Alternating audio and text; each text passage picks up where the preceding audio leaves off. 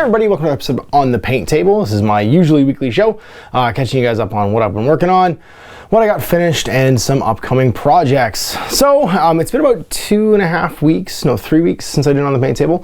I was in Tucson, and then I took a week off for doing On the Paint Table just because I was so burned out on painting and stuff I got ready for that. And now I'm back with a bunch of new and ongoing projects. So first things first, we've got the Suicide Squad box for the Batman miniature game that I've been prepping to do a Let's Play, my long-awaited Let's Play for Batman, which I've basically just been putting off until this box came out, because this box is kind of an all-in-one, you have everything you need to play Batman in one shot kind of a deal, which meant it made sense for the longevity of doing a Let's Play to wait until this came out. So I'm most of the way through prepping to film that, and then I've also got some ongoing projects for the Tagline event I'm running at Lords of War Games and Hobbies in December. You can see that in my event stuff on my Facebook page. As well as just bits and pieces for other games I'll be filming in the upcoming weeks. My buddy Jay and I are trying to get together and play some more Warzone, and I've got some other sort of odds and ends that I got kicking around that I want to do too. So anyway, let's take a look at what got done and what's upcoming. So first things first, here is my painted pile. You can see here the nice pretty Suicide Squad box and everything out of it that I got finished this week. Believe it or not, all of this stuff was worked on in one sort of way or another to make it more sort of like camera ready. And I will tell you that the actual buildings will not look exactly like this assembled to the box. They did a bunch of work on them. So for instance, I cut some MDF bases for them, etched them just with a pencil. Well, sorry, I spray painted them gray first, etched them with a pencil to make them look like sidewalk bits. And then actually every exposed edge on either of these buildings, and also on all the tokens, manhole covers, and everything except for the edges of the lamps, believe it or not, because those should look like they're glowing, I took a black permanent marker, like a Sharpie, and I edged. And this is a trick from having done lots of papercraft terrain. One of the things you don't want when you have a colored papercraft model is a weird bright edge on everything. So by going over it and running a marker over top of it, what you do is you take all of the exposed cardboard and make it disappear. And then once these were done, they're reinforced a bit, just with some spot hot gluing on the inside, and then super glue on all of the sort of exposed edges. I hot glued and super glued them down to their bases, and then went through my airbrush, my favorite airbrush color, which everyone should have in their arsenal, which is raw umber, was basically run across this just to dirty everything up, and to kind of blend the buildings themselves into the streets. And when it was all finished, I hit the whole thing. In fact, actually, I did it twice, because I actually hit these before they were punched, and then hit them again with some Testor's Dull Coat, just to take the gloss off them and make them look a little more sort of like, I guess I don't say not shiny, but they shouldn't reflect a lot, because if they reflect a lot on camera, they're going to cause a bunch of weirdness. These, you're going to look at the bottom. I actually put some sort of just Scotch tape on the bottom of this. These lamps, you have to actually cut flat the bottoms of them. I edged them all to make them black, and then I hot glued them into their bases. You do need these lamps to actually play an in-game part. Manhole covers, same thing, just edge them, as well as all the objective markers, which are loot, Riddler riddles, Titan gas, and then ammo. And the manhole covers actually have a thing in game too. So what's cool about this component-wise, and sorry, they take the lead counters too, which are, in this case, Suicide Squad and Joker, but you can just count this as being Batman or whatever. The greatest part about this box, I think, is you literally get every accessory you need to play. So when you set up a game of Batman, obviously you need terrain, so the buildings are a really nice thing. I've only made 2 of the 4 possible configurations, because you can literally turn these inside out, flip the roofs, and it makes a top for this building, which you could also just have as a separate building, which is what I'm probably going to do. And then you also get a separate building from this one, which is so that's actually the back of it. I should probably turn around, because I wanted you to see the medical clinic thing, which I thought was pretty cool, but it's actually the Harvey Dent campaign office. So both of these, the Wayne Financial and the Harvey Dent office, very Batman themed, which is super duper cool. And sort of key components, obviously having terrain, but you have to deploy manhole covers. You have to deploy street lights, because every game of Batman is always basically supposed to be played at night. So there's a maximum range everybody can see, unless you're within 6 inches of a lamp, which means everybody can see you. So lamps can be dangerous, because they basically light you up. as well as the objective markers and the take the lead tokens, which are the things that you draw each turn. So if you're playing an 8-turn game, you put 4 tokens from each side in, and you shuffle them up, and then every turn you draw one, and that token's the person that gets the first activation that turn, basically.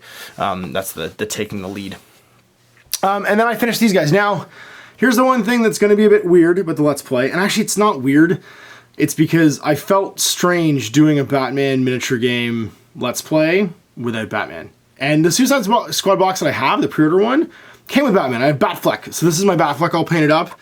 I did him in the colors from the movie / the box, which means he's not super, like, bright. it's kind of hard. I think it looks okay on camera. But yeah, like, I'm painting a lot of black. You're doing different shades of black. Or as Lego Batman says, who is the greatest Batman? I only work in black and very, very dark gray. And then I painted some Gotham City PD. And this is actually the faction I was trying to do initially. So this 3 guys, that's Delta, Police Officer, and Agent Ron, I believe, the guy with the handgun. This will make a 200 rep crew for Batman. And that's what I'm going to use for Let's Play. Because I wanted the Let's Play, even though it's a Suicide Squad box, I wanted the Let's Play to be with Batman in it. Because it's going to be a Batman miniature game Let's Play, showcasing the Suicide Squad box set, which actually comes with this guy anyway. But I figured Batman was like an important part of playing a Batman miniature game. And that's it. That's what I got done so far this week, just as far as like finishing painting stuff. So let's look at what I've been working on. So here's the being worked on pile. First things first, a 200 rep crew of Joker Gang. I got the 2 Mr. Grins in the back there, the guys that look like the Daft Punk DJs. I've got the Suicide Squad box Joker, which is the barefoot wearing tearaways and like a sparkly purple coat Joker, the Jared Leto Joker. And then I got Panda Man, who might be my favorite miniature that comes in this box. It's literally a dude with a high-powered assault rifle dressed in a panda suit. And these guys all have the elite cosplayer rule, which I think is hilarious. There's other guys, there's Eyeball Head guy and Priest with a goat head, and they're also pretty great. But this is a 200 rep crew right here that falls inside the cash allowance. I also built Katana. She won't fight with Batman, but she will fight with my law officers, so when I paint the rest of my cops, she'll fight alongside them too. And I am going to do a 200 rep Suicide Squad crew.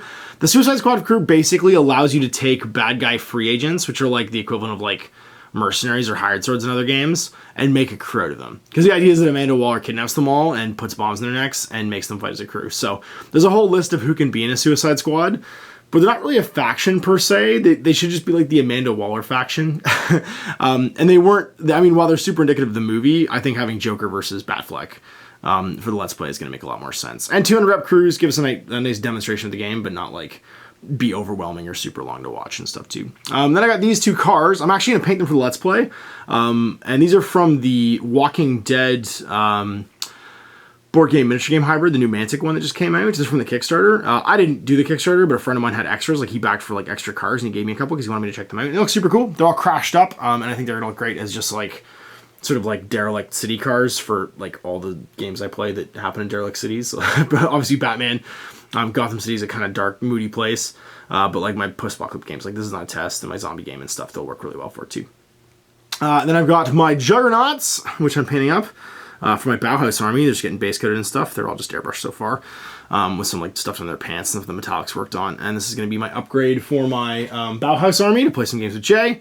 We're going to take it probably to 500 points, maybe 600 points to start off with, and this is a nice little increase to what I already have painted. And then finally, this is my next 300 point list for my Onyx Contact Force for Infinity. I had to paint my Rodoc links, so these 4 Rodocs. I'm a Creep Tracker with HMG.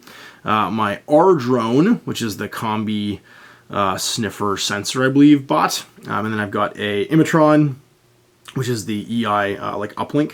So like a little free order that can't move or do anything, and you just shoot it and kill it. And then right here is my Cadron Batroid, which is a little baggage bot with twin light flamers.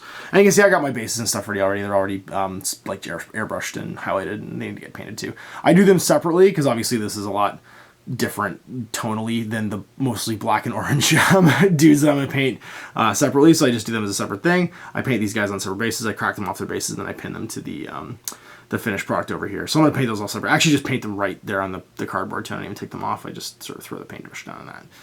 That's it. This needs to get done for the, they're my theme army for tagline. And obviously that's a big deal for upcoming tagline because it is the death of Tony Macchiana, and that means that the whatchamacallit, the Onyx Contact Force and the Combine Army is involved.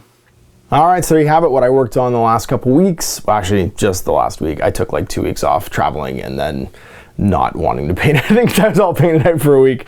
But yeah, I feel pretty good about the Suicide Squad box and how that's coming along. I'm going to try and get the Joker Gang painted over the rest of the weekend, and then hopefully be able to record a Let's Play for this game sometime next week. I'm pretty excited about it. Looks pretty cool.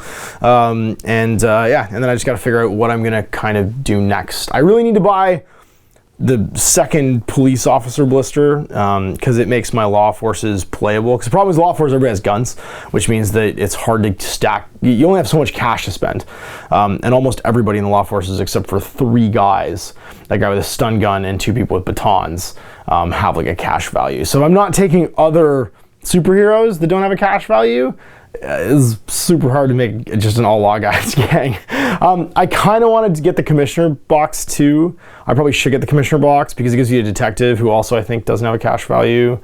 And then you get the Delta. It's Alpha, Bravo, Delta, and somebody else. There's a 4th SWAT guy, but he's just got like a door crasher, and so I don't think he costs anything either as far as like cash, which is pretty handy. And that means that I'll have like a law force that can fight anybody. And actually what's cool about that too is the other law force is like a bad guy law force, so they could even fight against the good guys, and I wouldn't feel wrong about that because they're trying to put them in jail. So there it is. I hope you enjoyed that, and we'll see you next week for more on the paint tables. And I'm Ash. Have a good game.